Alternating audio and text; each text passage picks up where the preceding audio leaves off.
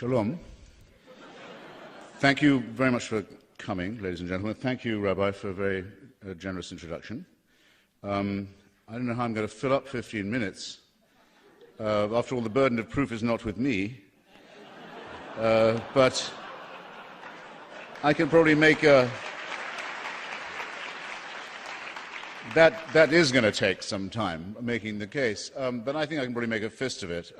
I prefer to argue, and I do in my book, that the belief in a supreme being or creator is actually a pernicious belief that does great moral and intellectual damage to our poorly evolved primate species. And I'm hoping that we will, in the course of this evening, get to the point about the ill effect of religion, but I'm not going to duck the obligation imposed upon me by the motion before us, which is to give the reasons why we're so lucky as to be furnished with so little evidence for such a horrible proposition. And falsity, after all, is a subdivision of perniciousness. Religion, however, does stand, having started in that pejorative manner, does in a way stand to our credit. We are, after all, imperfectly evolved primate mammals though we are, and aware of our kinship with other such creatures, we do have the gift of pattern seeking in our minds, and we will pursue this gift, often at our own expense, but at great hazard and often with great ingenuity. That has a plus side and a minus side. It very often means, you'll have observed it in your own lives and those of others, that we prefer a junk explanation to no explanation at all, or a conspiracy theory to no theory. And religion takes its place in our evolution in this precise manner. It's the first and worst explanation we came up with. It's the best we could do when we didn't know we lived on a cooling planet with big fissures in its crust. When we didn't know there were microorganisms that had power over us, we didn't have dominion over them. To the contrary. When we didn't know we lived on a spherical planet, we didn't know we revolved around other spherical bodies, everything was terrifying, new, mysterious, and often lethal. It was our first attempt at philosophy in that way, first attempt at cosmology, first attempt at geography, biology, all the rest of it. A hopeless attempt belonging to the bawling, fearful, ignorant childhood of our species, but very necessary. And it possesses still the advantage of having come first. The terrible advantage over the mind and over learning that it possesses is its originality. And the history of human emancipation is the struggle to get away from this terrifying, foolish, ignorant first try. And I can see we have still some distance to travel, but we have made a start. Now,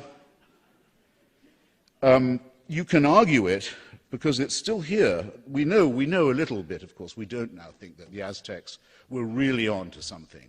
We don't think that all faith-based is better than none. We don't think you need to wrench a living heart out of a chest cavity to make the sun come up every day. We've been through the list of gods. It's in my edited collection, The Portable Atheist. Mencken actually drew up a list of very nearly 10,000 gods that used to be worshipped and aren't anymore. As my friend Richard Dawkins says, everyone's an atheist. Nobody believes in the sun god Ra anymore. Nobody believes in Huitzilopochtli anymore. Nobody believes in Juno and Venus anymore. You're all atheists as far as that's concerned, and you look with pity on those who support or ever did such cults. All we say is, make it consistent. Just go one god more, and you're nearly there. Peter de Vries puts it...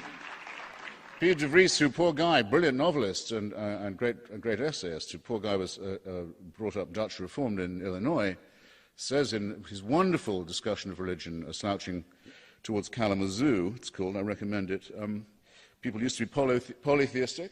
They believed in many, many, many gods. Then, for some reason, they decided to narrow it down to one. They're getting nearer to the true figure all the time. This is the struggle I want to invite you to join, ladies and gentlemen. The easiest way, I think, to clear your mind of such remaining illusions as you may possess or labor under is the following.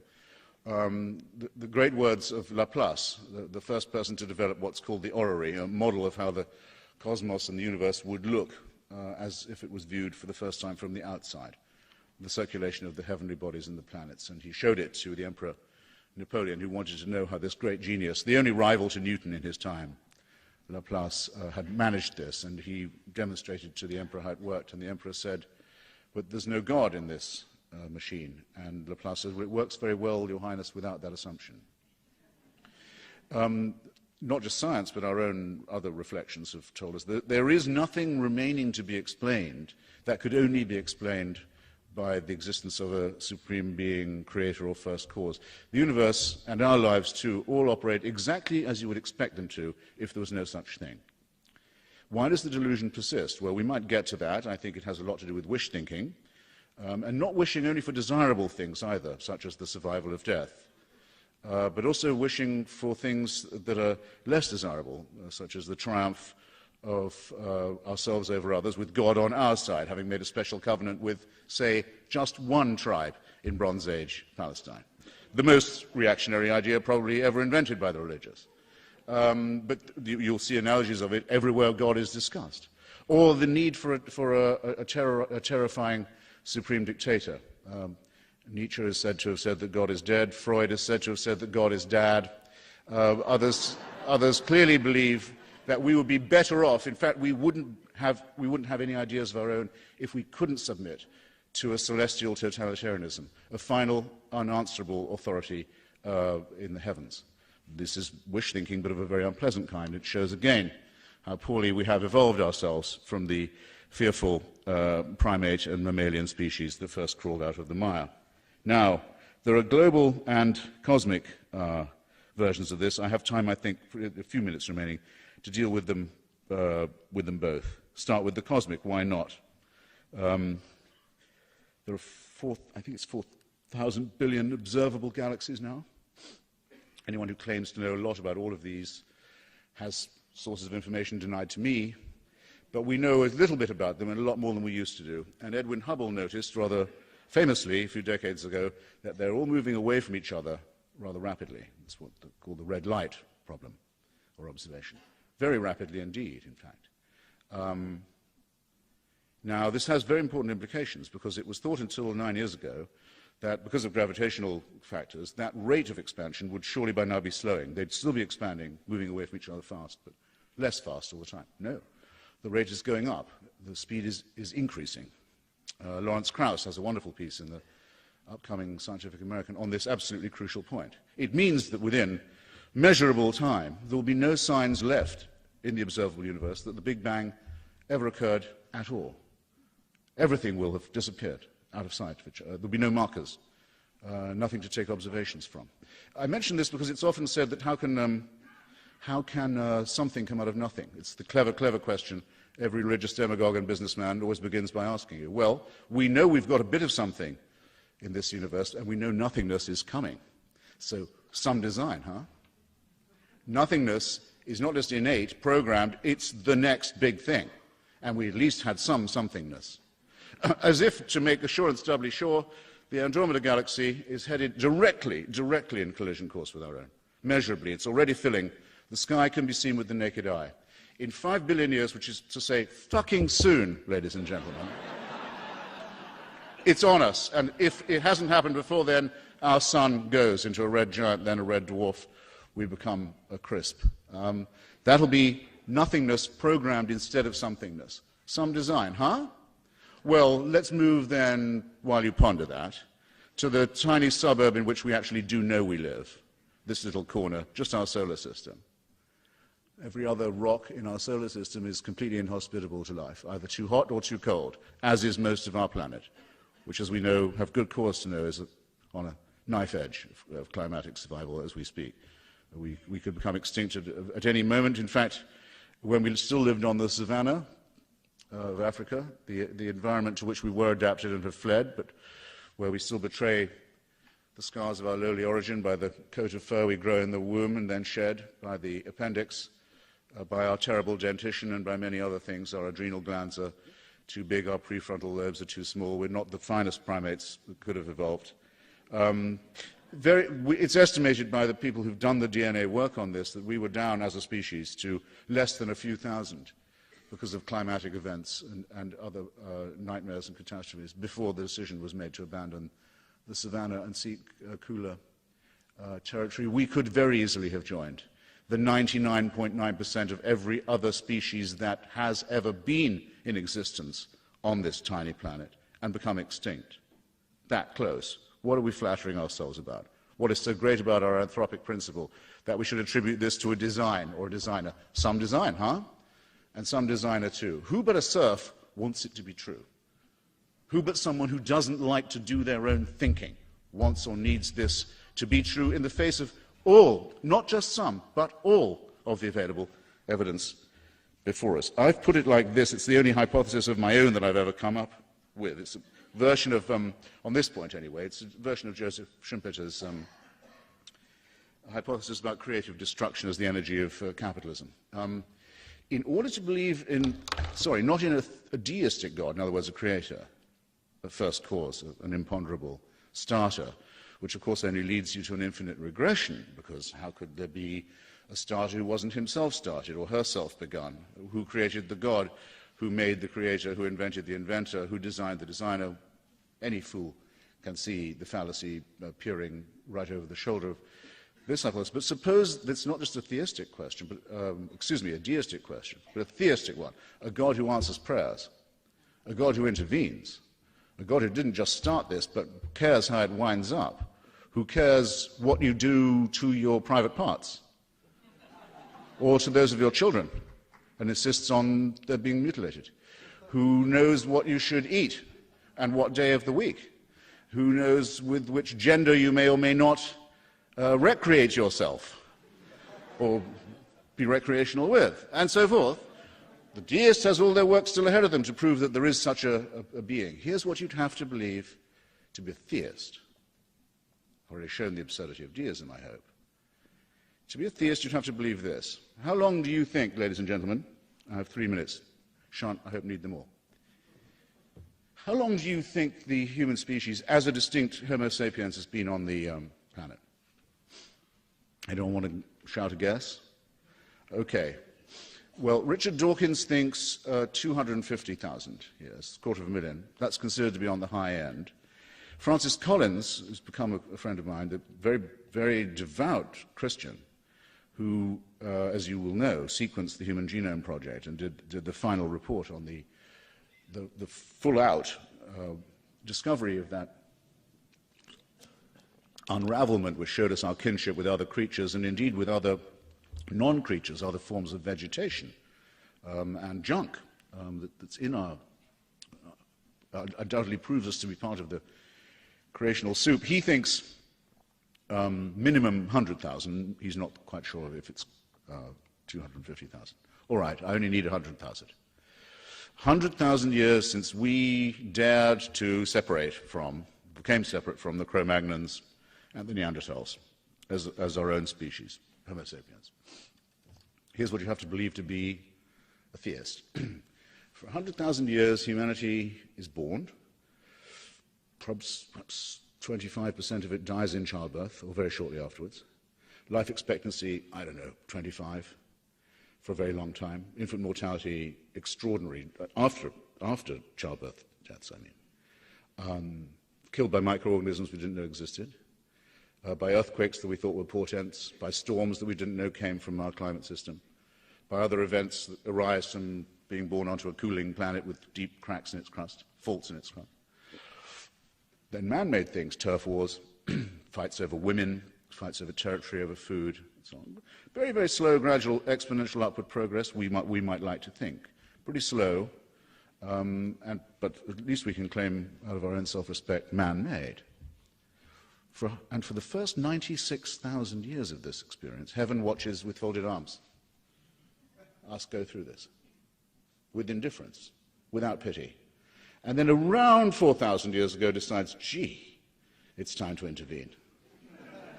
And the best way of doing that would probably be in Bronze Age Middle East, making appearances to stupefied, illiterate peasants, which could later be passed on. The news would get to China after about 1,000 years after that.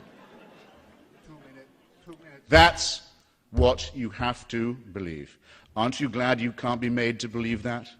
Aren't you glad there's no theocracy anymore within range of you that can make you believe that? Do you know what it's like living in countries where you can be made to believe it? Do you know what the penalties are for not believing it? They're just exactly congruent with the stupidity of the belief itself. We would be better off, ladies and gentlemen, if we grew out of it. We would be better off if we'd grown out of it a long time ago. I've only had 15 minutes to show its falsity. The rest of the evening, I hope, can be devoted to its wickedness. But the falsity is part of the wickedness too, and thanks for hearing me out. Thank you.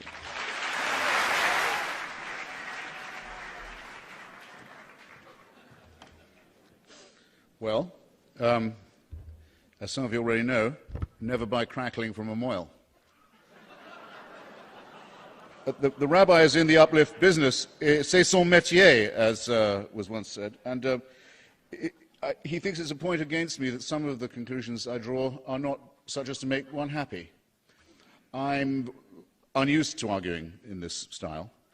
I will simply point out that that's what I'm expected to do in a debate that's organized along these lines against someone who thinks that evolution by means of natural selection, which is a hypothesis, a theory, which, if tested, always works, which allows us to sequence the DNA of the influenza virus so that the next time it comes, unlike 1919, it won't kill us all, because we know of its kinship with ourselves, as we know we ourselves evolved from sightless bacteria, because we have the computer models by which the eye was evolved in 40 different ways, at least, among different species. So there's nothing left to argue with, except with people like Rabbi Boteach and Governor Huckabee of Arkansas, who, head as he is of what I would describe as a non-philo-Semitic Christian organization, believes that Adam and Eve were real and indeed quite recent people. In my experience, there's nothing to be done with points like this except to underline them. Governor Huckabee, in fact, doesn't even know what he doesn't believe when putting up his chubby hand to say he was among those in the room who didn't believe in the theory of evolution. He said, "No, I don't believe that I'm descended from a monkey." Well, as you know, the theory of evolution does not demand that you believe anything remotely like that. It points to a common ancestry between other primates and ourselves. If we were descended from monkeys, we'd probably look quite a lot like Governor Huckabee. Now, I just have spent a second on the taunt about being a fundamentalist. To be a fundamentalist is to insist that something can be advanced on faith alone and without evidence. I will submit myself to your fair-mindedness, ladies and gentlemen, and ask if anything I said to you, or am saying now, requires that of you, that you take an act of faith or a leap of faith as if it were an ethical thing to do, or that you take one at all for anything I say. Of course I don't. There's nothing in common between me and any other faith-based person of any kind. It's one of the last-ditch arguments that our foes, the foes of science and science education and the theory of evolution by natural selection as the explanation for our presence here, have had to come up with in their desperation. Hatred, yes, I plead guilty to that. One of the many things I don't like about Christianity is that it tells me to love my enemies. I don't do that, and I don't want you doing it for me either. Go love your own enemies. Don't be loving mine. I'll get on with the business of destroying, isolating, and combating the enemies of civilization. I don't need any... and I don't need any sickly advice from Nazareth, from the man who, after all the Old Testament horrors that we know about, none of them included the punishment of hell. There's no hell in the Old Testament. To the credit of the Jewish people, actually, when God and Moses have done with enjoining genocide on you, which, by the way, they do, according to those books. I don't know which books the rabbi's been reading, but he might want to tell you what happened to the Amalekites. Where are the Midianites? Happened to all these people. We know what we were told to do to them. So glad to think that those books are fictional, because if they were true, we would all be bespattered with the blood of others to please a hideous authority.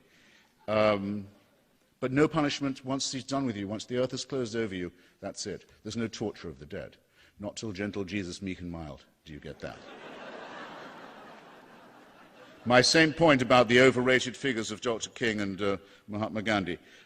It's a very bad thing, it seems to me, that especially in white liberal society, the plaster saint of Martin Luther King has become iconographic.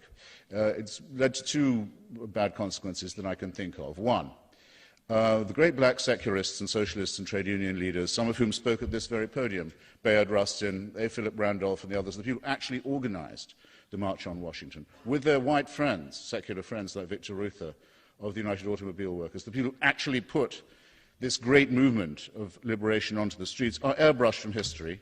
White people are given deliberately the impression, well, black folks sure like their preachers and their pulpit men.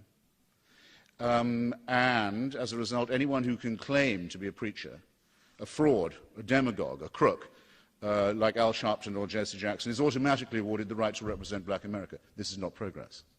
Very well? I hope you understand me. It's not Dr. King's fault. That is not Dr. King's fault, but, as I say in my book, but it is the fault of those who make a cult out of him and who dare to say that without religious permission, we wouldn't know how to demand equal rights for our African-American brothers and sisters. Well, excuse me, we don't need religious permission for that, and the case for it had been made by the secular left long before Dr. King started preaching, and that's precisely why he was always attacked in his lifetime, for having communist and socialist and Marxist friends, which he did, who had done most of the spade work. So let's again be very clear what we're talking about. I'm sorry, I do not believe the Dalai Lama's claim either to be hereditary king or hereditary god, and I think anyone who does believe it is a fool. And there hasn't been even the pretense of an election in the Tibetan exile community that he's now been leading for more than almost half a century in Dharamsala in India. It is still run as an absolute despotism. People who like that sort of thing like that sort of thing. More to the purpose, and you'll let me know, Mr. Chairman, when I'm coming to the... I have rather a crazy salad of slanders to respond to, and I don't want to miss any of them out. If you want to saw off the end of your penis, you're welcome.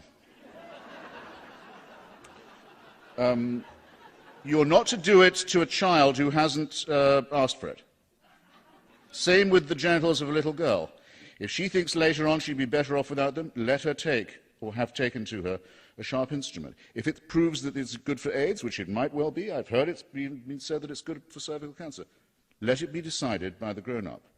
It is not right, it is not moral, it is in fact wicked to submit children to mutilation of their genitalia, or to anyone without their consent. Do you understand that that this elementary point only needs to be made because of wickedness enjoined by religion? The rabbi here is a fairly humane guy. He wouldn't, if he didn't think God was involved, ever consider mutilating the genitals of a child. But because it's a covenant with God, anything can be done. Now, don't you see? You laugh, but you should be crying. I said crying. Okay, suit yourself. Now, I'm not here to defend Zeus or Juno or Aphrodite. I said I listed them in the list of barbaric and forgotten gods. The Jews who celebrate Hanukkah, which, by the way, I think you will have to agree, only became promoted in the United States among Jews. It's a relatively minor holiday because of its nearness to Christmas Day. The Jews who particularly care about that holiday are not arguing against the worship of Zeus. They're arguing against, as the rabbi perfectly well knows, the idea of the Epikuros, what in Orthodox Judaism is known as the heretic, the unbeliever, the Epicurus, the follower of Epicurus.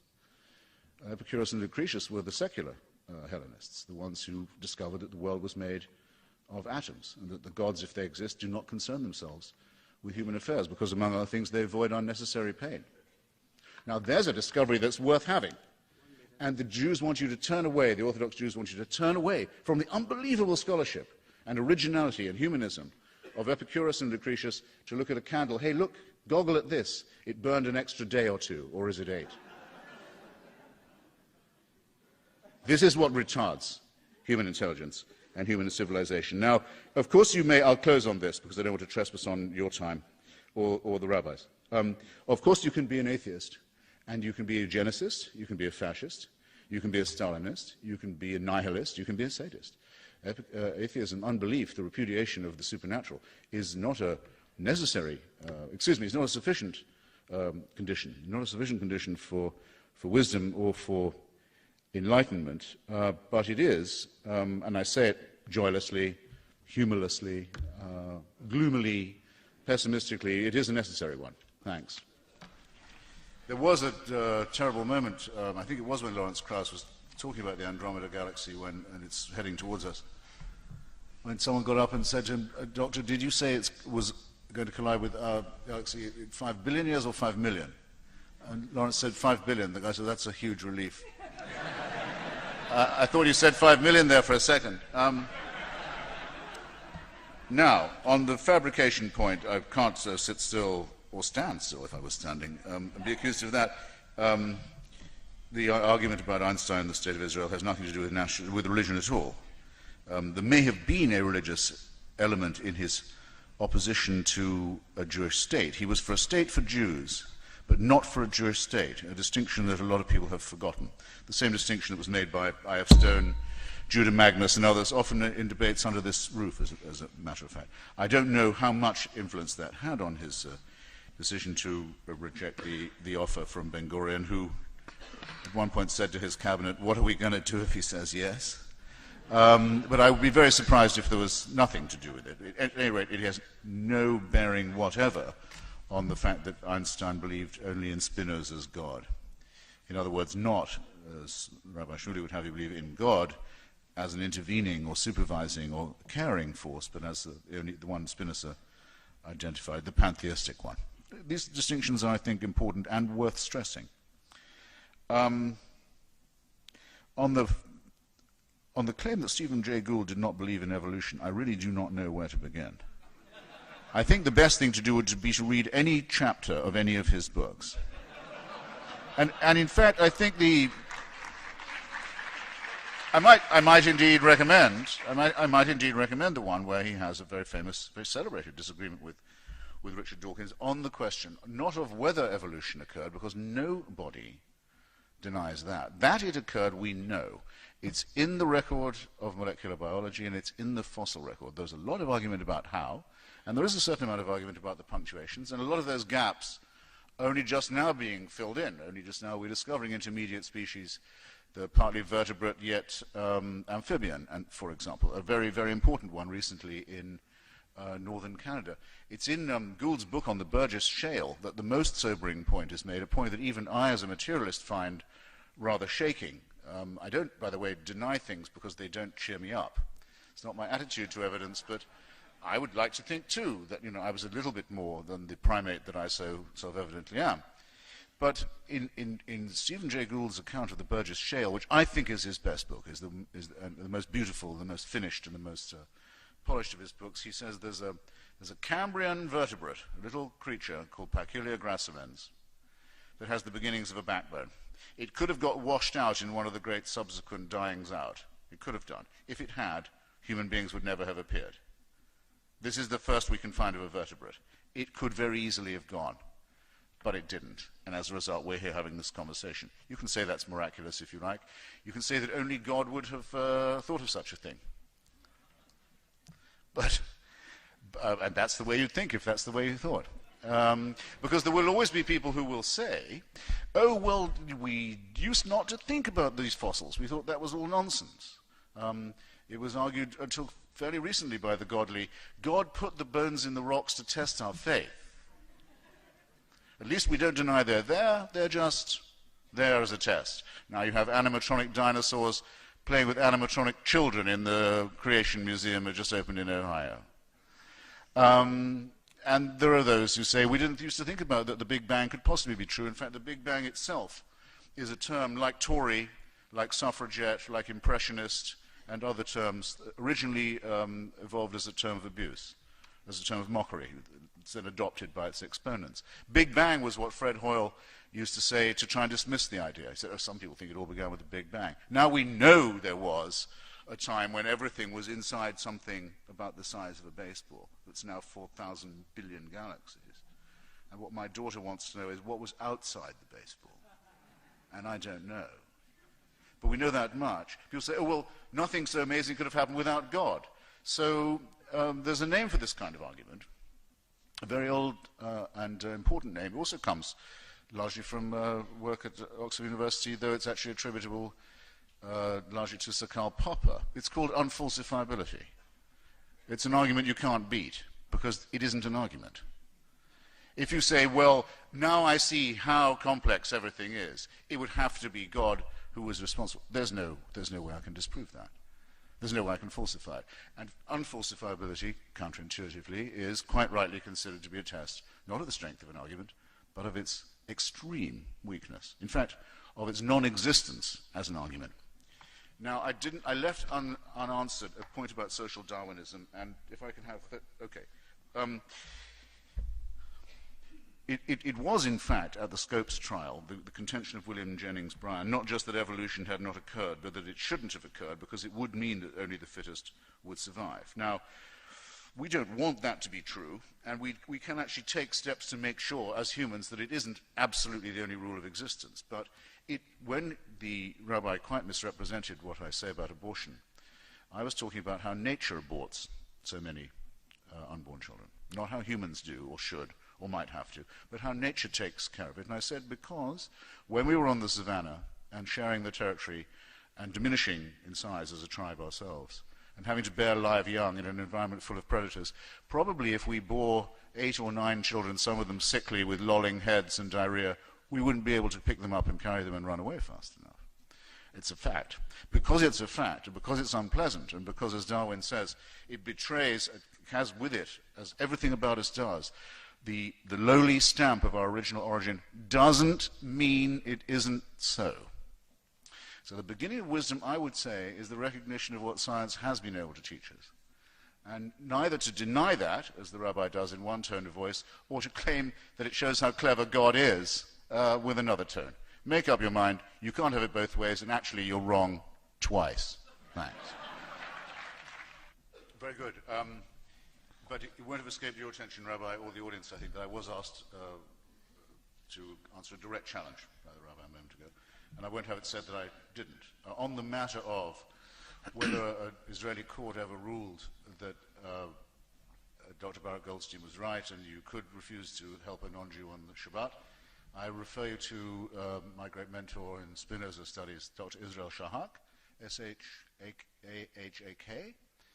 His book, The Jewish Religion and His Attitude to Non-Jews. He's the very brave professor of chemistry at the Hebrew University who brought that case and lost it in the High Court in Jerusalem, and a very celebrated write-up of the topic in Haaretz. I would, of course, never make such a suggestion. Excuse me.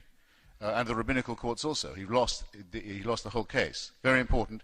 Look it up. The book is easily found. It's published by Pluto Press. Also, if you look up the history as told by him and his colleague Dr. Norton Mezvinsky of Dr. Baruch Goldstein, you will discover things that will make you glad that, as I said in a talk which you can also look up at the Spertus Institute, Jewish University in Chicago recently, very glad that it seems that Jews have a gene for atheism. The great Jewish contribution has always been to humanism and to human solidarity, and it is that, and not the wailings and bleatings to an empty sky. Gentlemen, can we talk distinguish it. Now, yes. Can we talk about God, to the topic. please? Well, to the question of I'm sorry, I could hardly let such a challenge go in all decency. Now, I can do the rest very quickly. It's called the ontological argument. It says that if you can name the idea of a God, surely there must be something existent or real, at any rate, that you are talking about. It's not the teapot that Bertrand Russell postulates orbiting the sun. To talk about it is to postulate it. Well, this, of course, is a piece of circular reasoning, but I hope I helped to clarify it in my opening statement by saying there's every difference between being a deist and a theist. Science and reason cannot disprove the existence of a first cause or a creator. They cannot do that. We can only say that everything works without that assumption, and there is no evidence on the other side of the case. This seems to us to license unbelief. To the theistic argument of a God who actually is interested in answering prayers, cares who you marry, who you go to bed with, what you eat, which side wins in a war, and so forth, we say this is human propaganda, self-evidently man-made, and the so-called miraculous evidence for it has been repeatedly and conclusively falsified and disproved. I will then address a question to Mr. Hitchens. Though the burden of proof is on the faithful for the existence of God, do you believe there is a discovery that can cause a paradigm shift, maybe advances in neuroscience? Well, all the evidence so far is the other way. I mean, the heavens get emptier, if you like, all the time.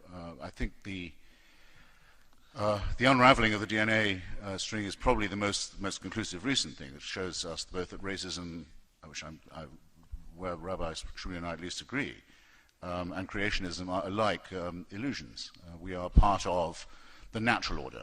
We're not a specially created species. We have no unique privilege.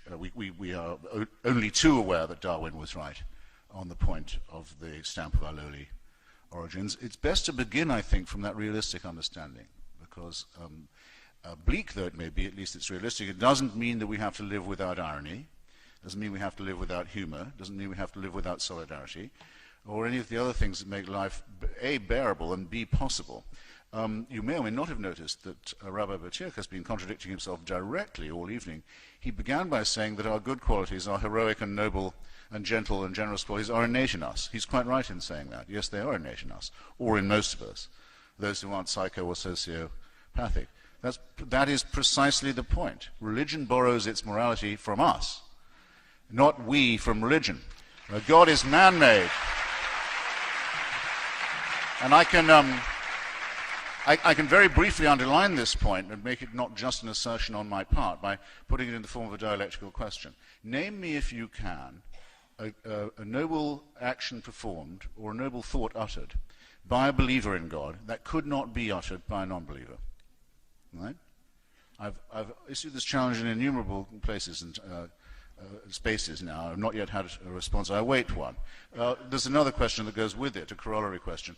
Name a wicked action performed or a wicked thing said by someone purely because of their religious faith. You don't even have to blink before you've thought of one. I rest my case. Thank you. Well, no, maybe they've heard enough of us. Maybe they've heard enough of us. Well then, I should hate to leave it like that, and since he's been so generous as to claim so many atheists among his friends, I should say that some of my worst enemies are Jews.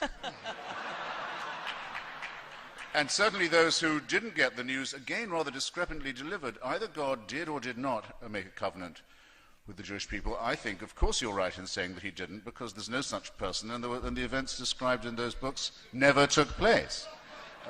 Israeli archaeology has conclusively shown that the books of Moses are falsehood and propaganda.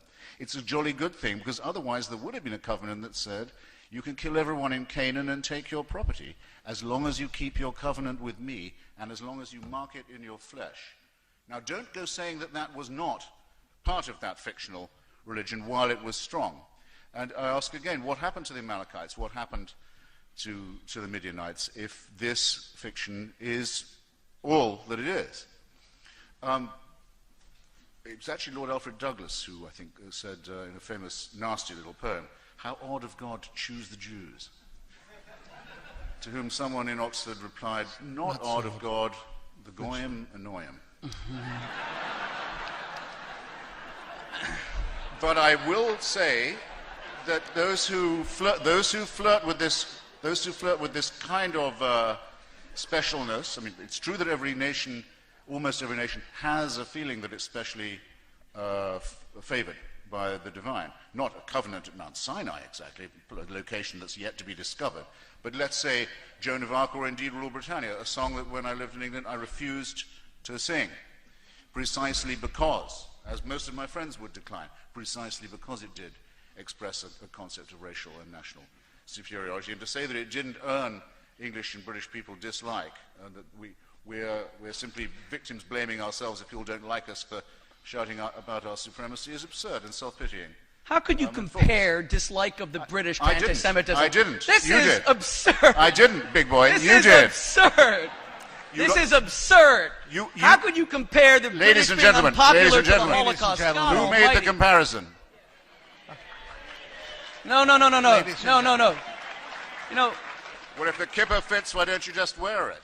And I direct you again. Rabbi Boteach, I direct you again to. Hitchens. I direct you again to Dr. Israel Shahak's essay, "The Significance of Baruch Goldstein." From now on, I'm sorry, I can only be polite to someone who has a receipt and a book. Thanks for coming. Thank you. 100 books. 100 books. 100 books.